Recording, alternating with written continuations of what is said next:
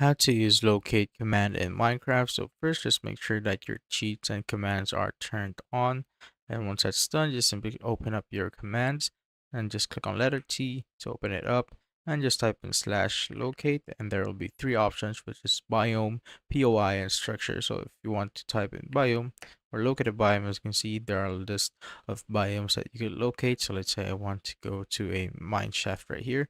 Just simply click on it and just type or click on enter, and you could basically just TP on that location, or you could just simply click on the coordinates right here and it will basically type in it for you.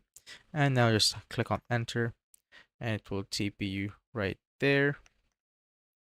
Simply need to wait for it. So if it didn't work, you just do it again. So let's just type it in again. Locate biome. Let's try another one. Let's say jungle temple. Click on enter and just click on it, then click on enter again.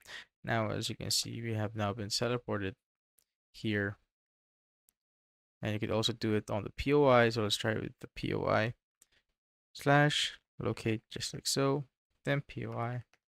And I could pick anything from this. So let's say fisherman, click on enter.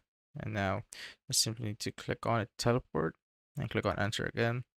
And you will be teleported to wherever that is.